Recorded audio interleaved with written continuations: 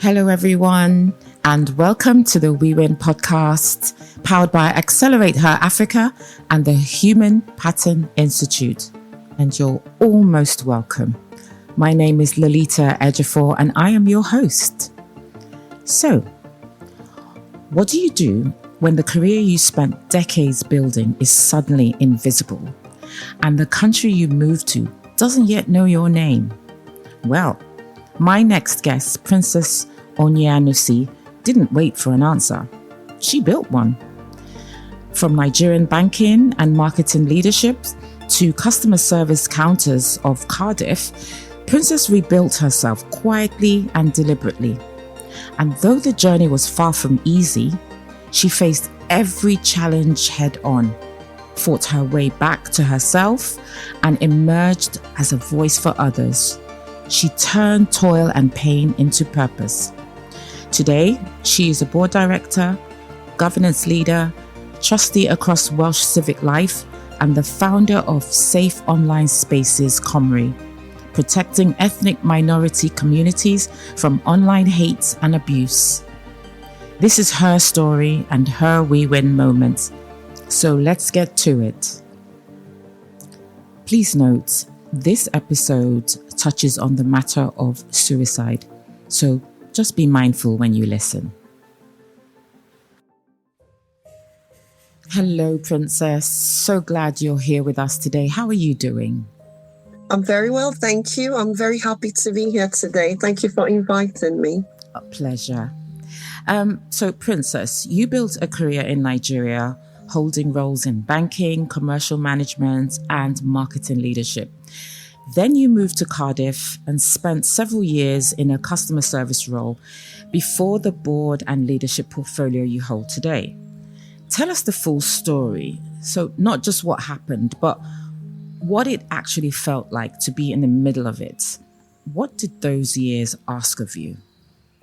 That is a very valid question because it's something in my life that I keep reflecting on.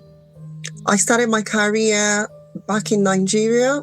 I would say my first role was a banking job. So I started as a banker in one of the top banks in Nigeria. I rose to the position of a senior banking executive back home then. And that was a very prestigious role where I had like a driver, an official car, and I was living the life that most people would say is the baby girl life. And then after that, I did come briefly to do my master's degree in the UK, in London. After my MBA in marketing, I got back home and I started doing other high-level roles. So I actually was the senior marketing manager for one of the top hotels in Abuja. And then I was the person who was the general business manager for City Sightseeing Bus. So it's one of the tour services. So we brought in the franchise to Nigeria. We tried to replicate what we have in South Africa, in Spain, and other European countries. So I was the general business manager nationwide. So that was a very high-level role. And then I got married. Interestingly, my husband is based in Cardiff, Wales. So I was torn between, do I live my whole life in Africa, which was very comfortable. I was driving a very lovely SUV.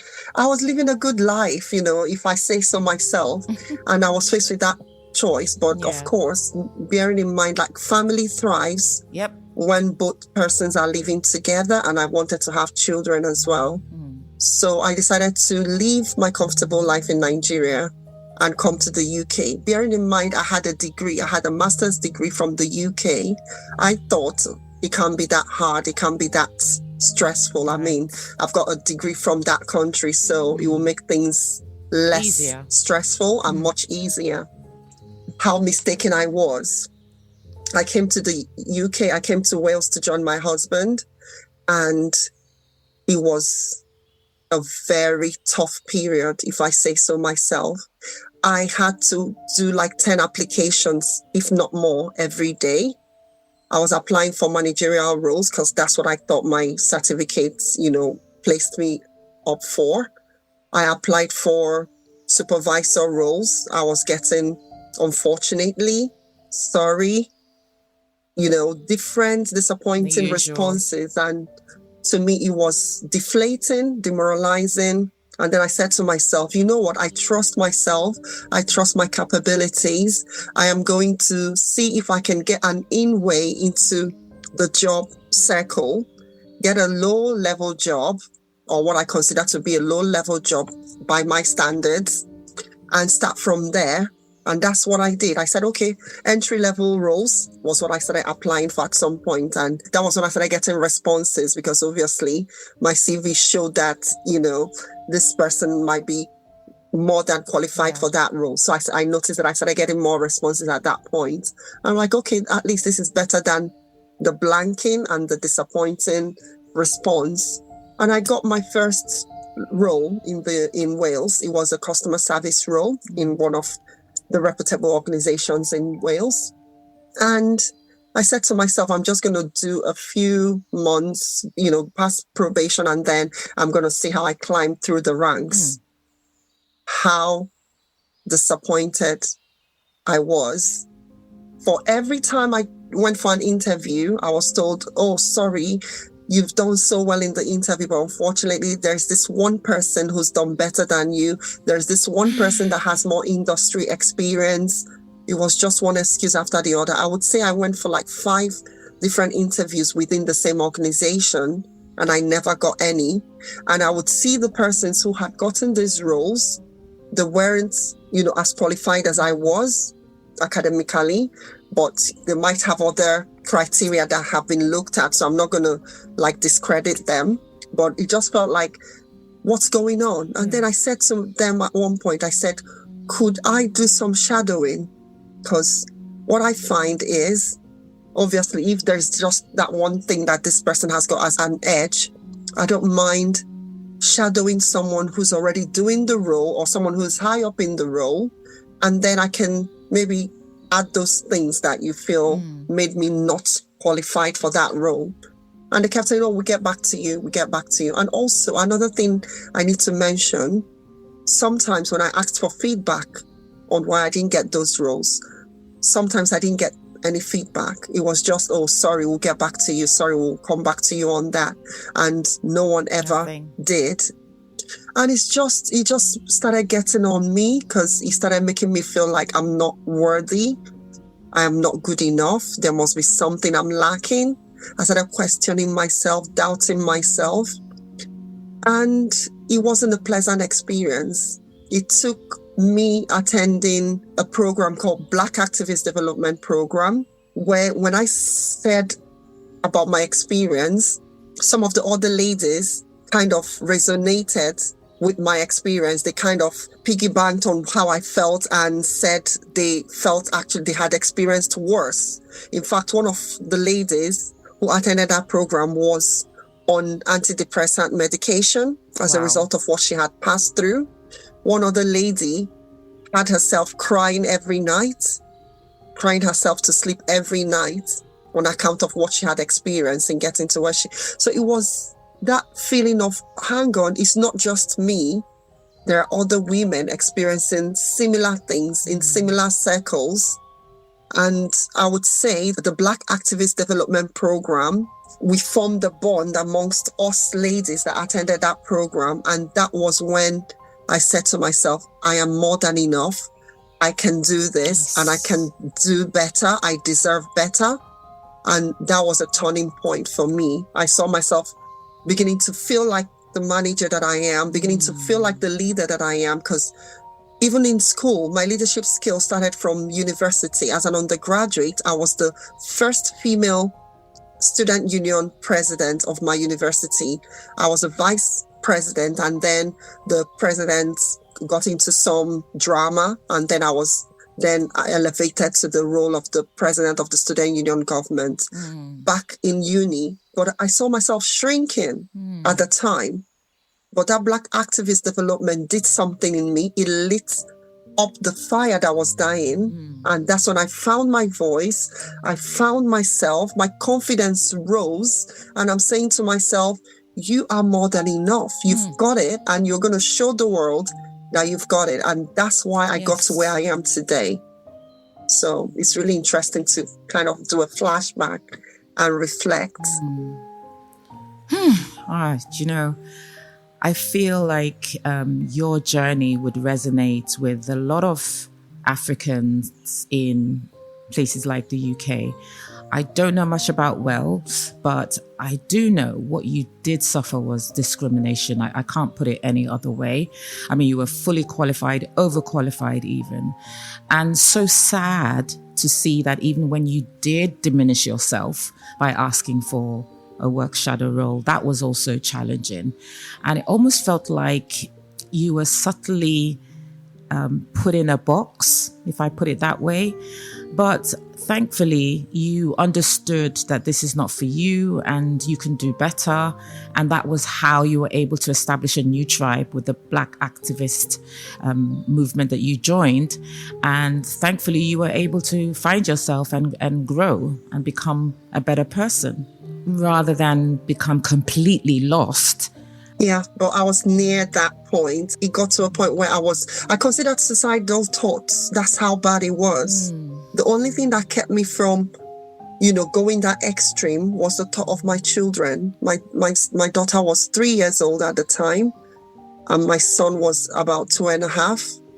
And I'm thinking, if I express this, who's going to look after my kids? Because remember, if you've built your world in such a way that all you think about is your family, home, and then your career, those were the things that made up my life at that point. So I felt like the career part was not progressing. I was feeling like a failure, in that career aspect. So it's really a place that I don't wish anyone to be at. And the reason I'm happy to talk about it is just in case anyone is feeling that way right now. If anyone is feeling that rock bottom feeling, don't give up. There's still something inside of you that can, rise. You just need to believe. Just believe. Thank you for sharing that. So powerful. Okay, so during those years of transition, was there a version of yourself, the person you knew yourself to be, that you had to consciously work to protect? And what did that inner work actually look like? Yeah, so one of the things I experienced during that transition phase was I'm normally a bubbly person. I love to dress well because having worked in the bank, one of the ethos that you imbibe as a banker is that you're always dressed, to the nines, looking all smart. So I resumed my role. Of course, I wasn't going to throw away my clothes just because I've gotten an entry-level role. I wasn't going to throw away those clothes I wore as a manager, as a supervisor. So I found myself still dressing in the same way. Right. But that didn't go well with some people because they're thinking, why is she all dressed up, So that was something that I had to contend with. But that was one aspect of myself that I didn't let go of, regardless of what it was. I am going to always look good as much as I can. And that was one aspect of myself that I took hold of. And then, in as much of my confidence level was low, as soon as I attended that Black Activist Development Program, the fire was rekindled. And I said to myself, there is no going back from this. So I was still in the same role when I attended that program. But obviously something about me had switched. Something about me had changed. And it only took someone speaking with me to realize this person is no longer seeing themselves in that role. So it was just that part of me, that fire, that leadership part of me came back out. And talking about leadership as well, I was born a leader because I was born as the first child to a family of 7. Wow. So there were 7 siblings and I'm the first.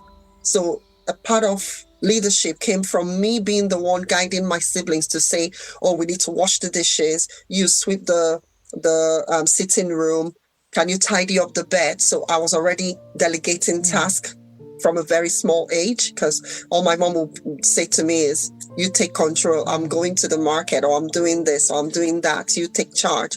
So I'd already imbibed that leadership quality and leadership style of knowing how to coordinate, delegate, organize. So that's one aspect of me that resurrected as soon as I attended that Black Activist Development Program. So it's been a very tough journey, but I would say I've learned a lot. My resilience is what has kept me going and is what I'm always happy to teach or speak about. So yeah, the transition period was tough, but I'm standing and there's no going back. The sky is the stepping stone for me from this point. I guess even knowing that, okay, these guys don't like the way I dress, I'm going to continue dressing this way because this is part of who I am. What you then demonstrated was that you are a leader and you are a leader of yourself and this is what you like. And you went ahead and did that. So good on you. All right. So from around 2023, you began stepping into board and trustee roles across Welsh civic life, housing, governance, women's sports, climate, and online safety. Wow. What was driving you towards that kind of work? Was it a deliberate choice, or did you find yourself being called towards it before you had fully decided to go? I felt myself being called towards it because I saw like ethnic minority community struggling. I saw people that looked like me going through marginalization, not having a voice. And I said to myself, I've been voiceless for far too long. And I've now found my voice. And I'm going to be the one who's speaking for the people who are not in the position to find their voices yet. Right. So just like back in the uni where I was the SUG president and I was speaking for the students who were voiceless, I felt that nudge, that pulling, that call to be the voice of the ethnic minority community in Wales, to speak out where some of them might not be able to find themselves in those spaces. So I started making deliberate efforts to put myself in those spaces, to be in the room, because when you're not on the table, you are on the menu. So I said to myself, I am going to be on the table so that I don't get to be on the menu, or we don't get to be on the menu. So that has been a conscious, deliberate effort on my part. So I would apply for roles that normally I wouldn't have had the confidence to apply for. But, I said to myself, I am going to go into those spaces. I am going to be the voice. I am going to create awareness, because sometimes the knowledge or what's being passed is that they are not aware of what we're going through. And the other aspect is we're not pushing forward what we're supposed to be. Sometimes we're called the hard to reach people.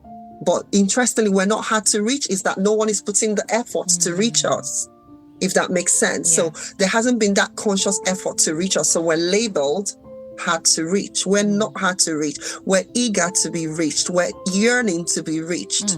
So I said to myself, I am going to be that voice. I am going to make that effort for us to be reached. And that's exactly what I'm doing right now. I've set up Safe Online Space Cymru. It's an organization that is dedicated to promoting a healthy digital community in Wales, focused on ethnic minority communities who might be experiencing negative online behaviors, as well as struggling with digital literacy. Because let's face it, African countries might not have access to digital devices and digital empowerment as much as the Western world. So when we come from Africa or from other countries, it takes a little bit of getting used to and getting up to the standard, but these things are not taken into consideration. And that's what Safe Online Space is all about, is creating that awareness, making people understand there is a digital divide, there is a gap, and we need to close that gap and make sure that everyone is on the same page and equal opportunity for all. We'll come back to Safe Online Spaces, but before that, for me, I can see your conviction of becoming an advocate for others. But not only that, you are the representation. You are their representation in those rooms, in those places where decisions are being made, so that their voices can be incorporated into the final decisions or the final output. And that's a great skill to have. So I'm not surprised you're called to that. So going back to Safe Online Spaces, which is to protect communities, particularly minorities, communities in Wales, from online abuse, hate, and cyberbullying, as you mentioned. Before you talk about what it does, I want to ask you about the moment that made you decide to build it. What did you see or experience or witness that you simply couldn't walk away from? So yeah, my life is a life that I think at some point I need to do an autobiography because it's been ups and downs. So I had a very tough, negative online experience. I posted something online, and the amount of negativity and bashing that I got from what I posted a photo of myself, and then I got like nasty comments. Oh, you shouldn't be seen. Oh, what are you feeling like? Just negative comments. It took a hit on me because all this was going on around the period when I was already feeling low. So it's like, this was like the nail on the coffin, or like, it was really tough. And that was what made the situation spiral. Like, if not for the support of family and friends, it would have been really critical, because I withdrew from all social activities. I became a shadow of myself. I started questioning my worth, because I was already questioning my worth in work. Now to question my worth as a human being. So when I was able to get through that, thanks to the support of friends and family and a little bit of therapy, I then did some research. So upon research, I saw that in 2014, a young girl of 15 years old, Megan Evans, went online and she was told, go hang yourself. She committed suicide by hanging on account of experiencing that. So this is to say, if she had gone online and met someone who was nicer, who knows, she might still be alive.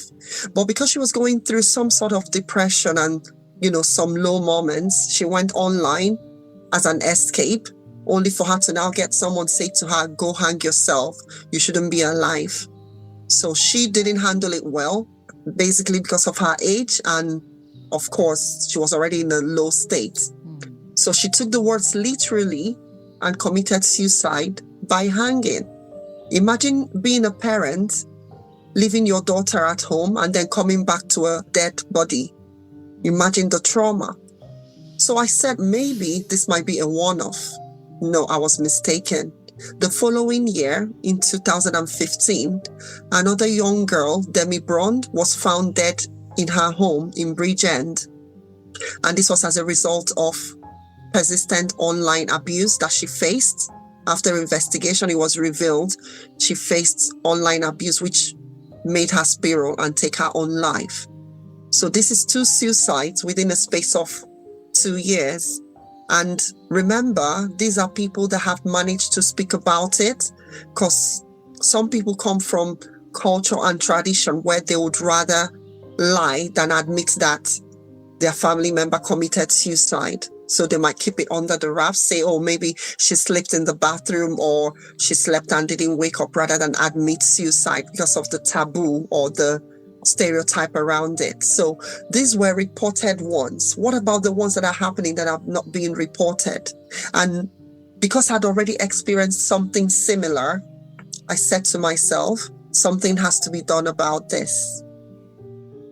One person can start a movement. And that's what I said to myself. I am not going to just act like nothing has happened, because it's only going to get worse. And interestingly, I started this in 2023, and not too long in 2024, there was this explosion of AI, deep fakes.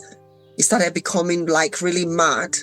So imagine what's going to happen in the next few years, because it's only going to get worse. Now with AI, you can be in India and transmit yourself to be in Afghanistan or South Africa if you wanted. So it's really that mad. And the interesting thing is they can infuse your real voice. So it will be your real voice. It will be your face.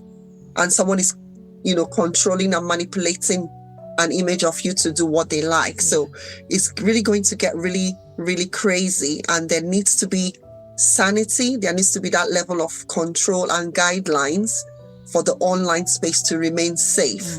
Because our young children are having access to these online and digital platforms.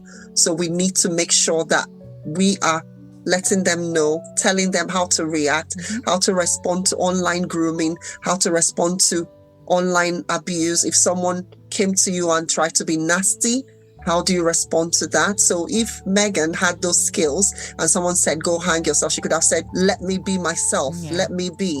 You're not to tell me what to, it's about teaching them how to respond, or you just ignore. But it's hard to tell people to ignore because we're humans with emotions. So it's about them knowing how to channel those emotions to respond in such a way that they are not following the whims and caprices of the bullies, the online bullies. So that's what Safe Online Space is about. And so far, I must say we've been able to garner some support. We've had funding from National Lottery. We've recently hosted the Connected Futures Cardiff project, where we've talked about digital literacy. We had funding from Unlimited, where we spoke about how to empower people online and how to fight against negative online behaviors. And we've had support from the community in general. They appreciate what it is I'm trying to do and what I'm doing. Oh my goodness, that is very enthralling. I think you're not only navigating from your place of pain to purpose, but you're also bringing out the pain that a lot of families have suffered due to online abuse, due to losses, and turn that into something very purposeful and helpful for people who may be going through the same thing. So it's very commendable what you're doing, Princess. Thank you. That's my pleasure. Okay, so when you talk about ethnic minority communities being unsafe online, what does that actually look like for real people? What are the stories behind the work that break your heart and remind you why you simply cannot wait? So this can't wait because, like I said, coming from Africa, I didn't get to use a digital device, a laptop. Let me be specific. I didn't get to use a laptop till about the age of 15 or thereabouts. And that was only when I was writing my final year project in uni. So imagine if coming to the UK, like in Wales now, my son started using a phone, an iPad at the age of 3. My son was able to pick up my PIN because he said, Mommy, unlock the phone. And I typed in the PIN. I didn't know he recorded the PIN. So the next time he didn't come to me, I'm like, how do you, he said, oh, I know your PIN now. So that's how smart these kids are because of the environment. But coming from Africa, we were smart, but we didn't have that access. We didn't have the opportunity. So what I'm trying to do is making the awareness that as much as we're coming in from Africa and different countries that are not as developed as the Western countries, there will always be that gap. Because if you started using digital devices at the age of 3 or 4, you'll be more advanced than someone who started using the digital devices at the age of 15 or thereabouts. So there is always going to be that gap, the digital gap or the digital divide. So it's about creating that consciousness for people to know that there's need for them to understand how to navigate the barriers. So say, for instance, someone is applying for a role and the person is told, oh, just upload your CV, make sure it's not more than 250 MB. How would this person know it's 200 MB or 300 MB if they are not digitally advanced? So it takes a certain level of advancement. And most roles, they will tell you, oh, send your CV. So the world is changing. The opportunities that abound in the digital space is such that we need to make ourselves digitally aware and advanced to be able to meet up with those things. So another instance is the level of financial access. I don't want to use the word poverty, but, most people that come in as immigrants are not financially comfortable. They are not financially at the stage where they can easily pay for phones, data, Wi-Fi. One of our participants in our program, Fatima, she's a single mom. She came with her child and she was a refugee. She didn't have money. She was struggling to survive on whatever she was getting.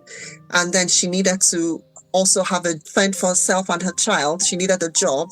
So what she used to do was go sit in the coffee shop, and then she would log on to their Wi-Fi. And that's where she started applying for jobs. And then she went to a job center, was able to get some training, which helped her to get the job that she then got. And interestingly, Fatima is doing well now because she was able to, when we spoke to her, she was now able to arrange her CV. She didn't have a CV before. So it was in one of our programs that we put together a CV for her, taught her how to apply for jobs, how to send her CV via email, upload the documents, attachments, and everything that needed to be attached for the job role. So that's one example.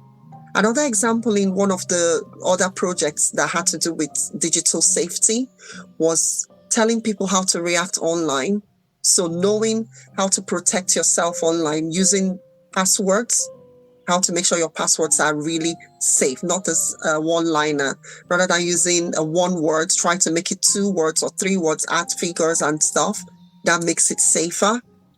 Also, when you are online, make sure that when you're getting negative behaviors, you're challenging them. Yeah. And don't sit on the fence. If you see someone else experience being bullied, for instance, you're on a chat group and you notice that someone is intentionally being nasty to somebody, don't keep quiet because you're not the one involved. Call it out, because if we don't speak up, negative behaviors will continue to be on the rise. So we need to call them out. We need to challenge them. And if we're the ones experiencing them, we need to also talk to people about it, let people know, and then get the support that we need if we cannot handle it ourselves. So these are some of the things that we talk about. For the ethnic minority community, it is worse because culturally we're taught, oh, don't talk about your affairs outside. Try and keep things, bottle things inside. That's the orientation that we've come up with. So it takes a lot of unlearning and relearning for us to realize that what worked in Africa, we need to unlearn some of them and then relearn what works in the Western world and on the digital platforms. So that's some of what we're doing. So we're using our lived experience to teach people to say, I've gone through this, so I know exactly where you're at. I know exactly what you're experiencing, and I can support you better, as opposed to someone who hasn't felt the pain, the trauma that you felt, just talking out of theory. So talking from theory is different from talking from lived experience, from the trauma that you faced. I've faced the trauma of online abuse. I've navigated it, and I've gotten to a point where I'm moving from pain to power, so I can better support the ethnic minority community. Yes, you're certainly providing a blueprint of how to navigate online spaces, but I think also we are mindful of the digital divide. It's usually along poverty lines, but having that opportunity to learn how to use digital devices, how to create wealth and prosperity with it is really helpful. And that gap closure is really what we need. So your platform is key for that. You wrote something recently that stayed with me. I'm going to read it out. While the world debates AI and climate summits, millions of people are being left out of the conversation entirely.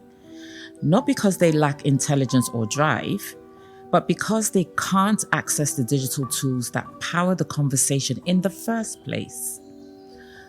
What does the world lose when these people are left out? And what has it been like to work towards giving them access? Yeah, to answer that question, the world loses a lot when these people do not have access, because we are intelligent people from the ethnic minority communities. Apart from the intelligence, there's a different perspective that we bring to things that is lost when these people are excluded. And the reason the exclusion happens is because maybe someone is not able to afford the Wi-Fi costs, or someone who is able to afford it doesn't really know how to navigate the online properly. Because I know that even to get people to give us survey feedbacks after our events is really hard, because some of them will be like, oh, can I just tell you, I don't know how to go online and fill the Google Doc forms and things like that. So it takes a little patience to make them understand that the internet doesn't bite, it's just an online platform and you need to go on board it. So when people like this are missing out from the conversation, their perspectives are lost, their ideologies are lost. Some of the things that they bring like the lived experience. The lived experience I've had is different from the climate experience that someone living in the UK will have. I'll give, in terms of the climate aspect of the conversation, I'll give you a very lived experience example of myself. I came into Wales for the first time, and then I noticed like there were 4 different bins. And I said to my husband, why do we need to have 4 different bins? And he's like, okay, the plastic goes there, paper goes there, food waste goes there. That is not what we're used to in Africa. In Africa, waste is waste. Plastic, paper, whatever it is, they all go in one bin. It's waste. But it takes a lot of orientation for us to now know that this is where this goes, this is where this goes. And there's a lot of examples I could give in different aspects of life. And this is why there's another organization that I'm founding with some other directors called Diaspora Voices Cymru. So with Diaspora Voices, we're going to be showing videos of experiences that people have firsthand. Like I left so many of my luxury items in Africa and I came here to start from square one. I know of someone who sold his duplex, sold his 2 cars, came here with the perception that he will get a job as soon as he's done with his master's degree. He has spent over £17,000 doing a master's degree, and he's finished the course and he can't get a job. So he's literally squatting with friends at the minute. He hasn't got a good sleeping place. He can't access benefits because his visa does not allow him to access benefits. So he's literally living from hand to mouth. And this is someone who had like a comfortable life where he was even helping to train people in school.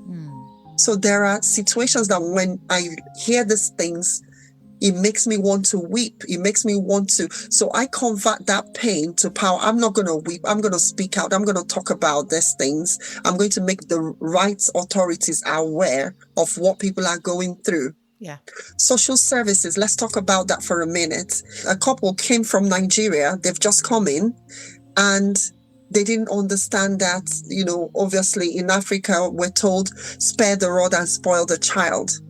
So they've come with that mentality, and their child was displaying some behaviors that they thought wasn't the best. The dad decides to do a little bit of disciplining by way of spanking, but unknown to him, the child goes to school, tells the teacher, oh, my dad hates me. And the teacher goes, why do you say that? Oh, he spanks me. And before you could say Jack Robinson, social services have been called, the police have been called. This guy goes to pick up their child and he gets arrested. And the innocent child goes home and says, oh, that's the cane that daddy uses on me. Oh, wow. Providing evidence without realizing what they are doing. So in that instance, it comes from the couple not being aware of the change in policies, the change in laws, the change in regulations. So they've come with a mentality from Africa and no one has told them, they don't know any better. But of course, that's not an excuse for the UK law, if that makes sense. So that's where our voices will help immigrants that have just newly come in on. It will help them to know how best to navigate the community and the society and the laws and be able to fit in. And it helps the community, helps the country as well. So it's to the benefit of both the immigrants and the community, the Welsh government, because obviously having law-abiding citizens or law-abiding immigrants will help, as opposed to having people forced into crime or things that are not right just because they don't know any better. So that's where our voices will help to tell the stories of the lived experience of immigrants and diaspora communities. And so from these stories, the government will know how best to support these communities. So that's our new project right now. That's an awesome project. And you've just reminded me why I love what I do. Because on the We Win podcast, we're sharing stories and the lived experiences that you're talking about. You've mentioned people who have gone and done things and experienced things just because they weren't aware. And so sharing these stories, you sharing your story, you telling people what you've experienced is helping another person. Okay, so now you are genuinely embedded in the Welsh civic life. Boards, committees, governance structures that are very specifically Welsh in their identity. As a Nigerian woman, what has that experience of belonging or working towards belonging in those spaces taught you about yourself? That is a very interesting question. So there's this analogy I always tell people about. I like to use the analogy of dance to explain belonging. So imagine that you're a dancer, you've just arrived at a party, right? The fact that you are invited is you being included in the party. But arriving at that party, are you sure the music they're going to play is going to be to your taste as a dancer? Are you sure the DJ would understand the mood that fits you as someone that has come to the party? Now, you being invited is an effort to get you included. But what if you get to the party and then everyone is dancing to a certain music and you can't belong? So belonging means being able to dance to music that fits your identity, that fits your mood. That means not only have you been included, you're now belonging. So to relate it to what you've asked, I try to make myself present in those spaces, but I still find that sometimes when I'm in those spaces, I feel like a fish out of water because obviously some of the things are not what I'm used to. They are not in line or aligned to what I experience. So it's about me trying to say, oh, can we do it this way? Just so I feel more included. For instance, when we have events, sometimes the food choice is usually pizza, Western food. Let me just put it that way. I like Western food. I'm married to a British. My husband is English, actually. So that's not a problem for me. But there are times when I want to eat like jollof rice. I want to eat like moi moi, things that are like pure African. And these are not things that are normally involved or brought into event spaces. So by being a founder and by owning my own business, what I've done is when I host events, I bring those meals and then I find like people eat it and go, oh, wow, I love the fried rice. It tastes really good. When next are you having an event? People are now asking me for my events because my event, if there's anything I do about my event, I make sure everyone is well fed and watered. Like that's one of the things I ensure because I don't want to bring people out of their homes. You're coming for trainings and you're not being well fed. So I make sure everyone gets a good, and there's always assorted food. So people will go, oh, I love the jollof rice. You know, I can't get enough. And small chop, like little things. So the point I'm making is if I am not in those spaces, if I'm not able to get funding to host these events, it means I'll be attending other people's events and they get to dictate the music. If I'm going back to the music analogy, they decide the DJ that is being called. If you're calling a Chinese DJ, be rest assured some Chinese music is going to be played on the day. If you're calling a Jamaican DJ, obviously they will find a way to infuse some Jamaican tunes. Likewise, if you call a DJ who has a broader taste, they might put in, you know, different genres of music. So this is what happens in the analogy of equality, belonging, inclusion. So equality means not only have you been invited to that party, not only is the music that is played being to your tune, but have you been given space to dance? Because you might find like the dance floor is so occupied that you just find a tiny corner and that's all you're left with. But equity and equality means a conscious effort by the people who have invited you to that party to make sure that, oh, please, let's give her room to dance. So that means let's give her room to express her ideas. Let's give her room to talk about the experiences of people from her community. Let's give her a chance to represent her identity. And that will only happen when there's equality and equity on the table, on the dance floor. So that's what I strive to bring to the table. On boards, as a trustee, on different boards, I try to speak about the Black woman who's not only Black, she's single. She's a single mom. And also she comes from a faith or tradition where women are not meant to be involved in sports, for instance. So I'm a trustee on the Cymru women sport. So one of the challenges that I bring to the fore is the fact that for a Black woman, you're not just navigating the challenges that you face as a Black woman, If you're a single mom Black woman, that means you're playing the role of mom and dad to your child, and at the same time navigating the barriers of women's sports. So our culture sometimes goes, oh, the traditional role of a woman is not to play football. Or if you're a woman and you're telling someone you're playing football, they'll go, what are you doing playing football? That's for men.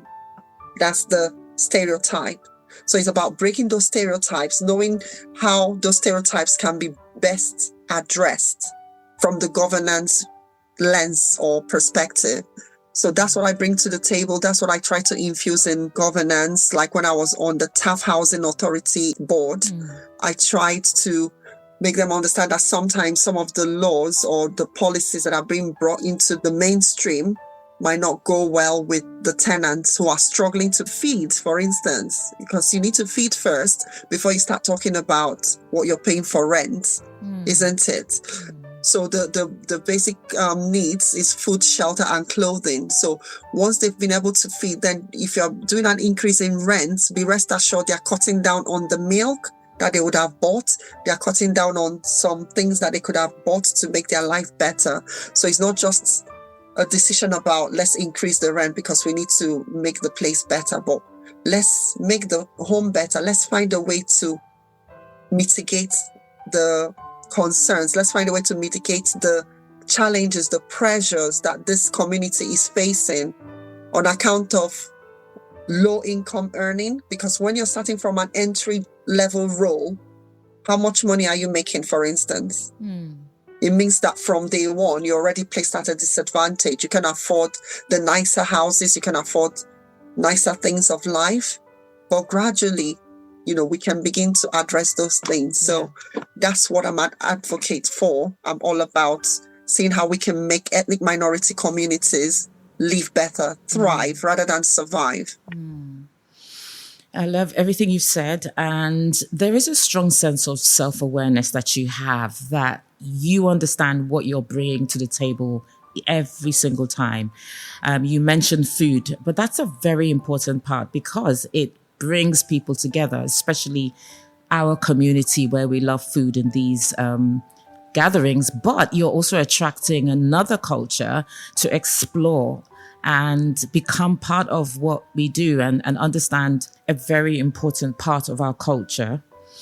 All right. So for a woman watching this who is somewhere in the middle of her own version of your story, new environment, feeling unseen, not sure whether to push or to wait, what is the most honest thing you would tell her?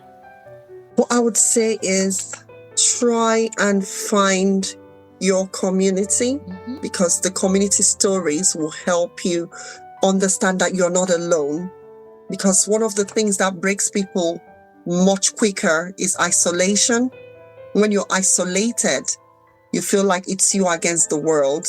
Is your own world is the worst. You've been the most ill-treated. You are facing the worst hand of life, if I put it that way.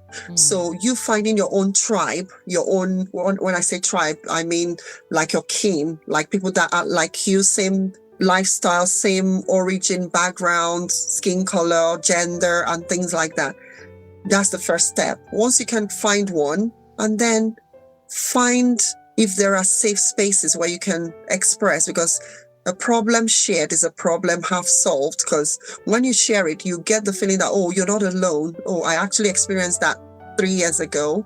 My friend experienced this 2 years ago. You begin to see like people have been through the same thing that you've been through, and they begin to tell you how they were able to navigate and get through that. So this is what I'm about, because I believe I've experienced a lot in my age, in my lifetime, that I can talk about almost anything, if that makes sense. So I can help someone who just recently relocated. I can give you experience as a mom, because I'm a mom of 2 children. I can give you experience as a sister, because I'm a sister to 3 other ladies. I can give you experience as someone who started from an entry-level job, because I've been there. I can give you experience as someone who actually is owning businesses now, because I'm doing that. I can also give you experiences of someone who keeps a 9-to-5 job, because I also keep my 9-to-5 job. So I can give you experiences in different facets of life. So You don't want to miss my nugget and bucket full of experience, because that's what you need to do, is look out for someone that you think, you believe will give you that motivation, and never give up. Because I have a younger sister, all she says is, I don't want to speak pidgin on this podcast, but what she says is, I'll translate to pure English. It means literally, you lose when you give up. So don't give up. And if you lose your life, then you are the greatest loser. Because in all that you do, where there is life, there is hope. That's the literal translation. Because as long as you are alive, there's a reason why you're still alive. And as long as you're alive, there's a chance for you to turn the table around. Like, I've been in situations where I thought, oh my God, this is bottom. How do I climb out of here? But then my resilience, I keep telling myself, failure is not an option. And when I wake up in the morning, I say, failure is not an option. And I start. I go. Even when it's looking like I'm like, failure is not an option. Yeah. We must succeed. We must succeed. Failure is not an option. I must succeed. So put that in your head. No matter how bad it gets, no matter how bad it's getting, it will pass. It will pass. You just need to believe, hold on strong, have a good support system. One of my greatest support system is my husband. When I'm down, he's like, think about what you've achieved. Think about your track record. Don't look at the now. Think about what you've done. And that gives me like, yeah, if I did that, I can still do more. So support system is very important. Have like some people in your corner that give you those words of motivation when you're feeling down. And it really goes a long way. Oh, thanks for that. I'm hearing community, tribe, support system, and never giving up. So lovely. All right, so final question. Safe Online Space Cymru, the board work, the advocacy. When you imagine what all of this adds up to in 10 years from now, what do you hope will be different for the communities you have been fighting for? Not the organization, the people. Yeah, so what I hope to achieve with Safe Online Space Cymru is a community of Black and ethnic minority communities who are empowered, because digital inclusion is very important, and that's what I preach. So we need these communities to have equal access, to have that digital gap reduced or completely eliminated, so that we're all on the same platform. We can understand online systems, because GP appointments are booked online. Job applications are done online. Interviews these days are done online on Zoom. Lots of things are happening online. Relationships, in fact, are done online sometimes these days. So if you're not online, you're missing out on a lot of stuff. But some people are holding back from going online due to fear, lack of confidence. I don't want to press the wrong button. Like my mom would say, she doesn't do online banking. Why? Because I don't want someone to pack all my money. I might press the wrong button. Do you get it? So if the confidence isn't there, there's that fear. So what we're looking to do is eliminate the fear, make people more confident, treat online space, gradually become confident enough to treat it as a normal space. But it's not going to happen overnight. So it takes a lot of awareness sessions, digital literacy sessions, clinics and things like that for us to get to where we need to get to. And that's what we're committed to doing. Mental health is equally important, because the online space is where people are spending more of their time. People are spending less time in physical spaces. Online spaces, people are having their meetings, trying to pass time, leisure, lots of stuff going on online. People are working from home on, Teams, Zoom, things like that. So people are spending 60% of their time sometimes on digital platforms, on digital devices. So we need to make sure that they are safe whilst they are on these devices and spaces. And that's what we're committed to doing.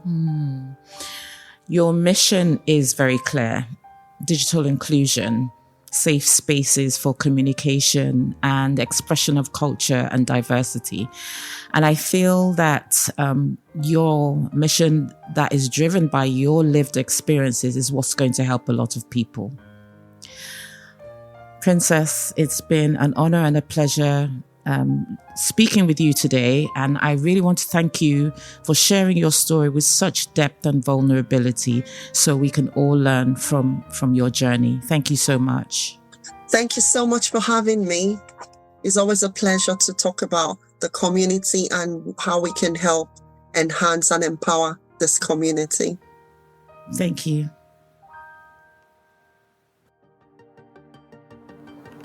Wow. Okay. So I hope all of you enjoyed listening to Princess. For me, my takeaway is somebody who has to be so convicted in her destiny and in her mission to apply her lived stories to make a change, a meaningful change, a change that will bring inclusion, civilization, prosperity to communities where this is lacking, is a very strong mission.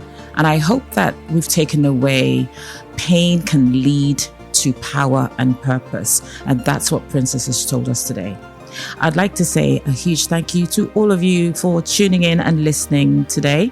And I wish you all a powerful and purposeful week. Thank you.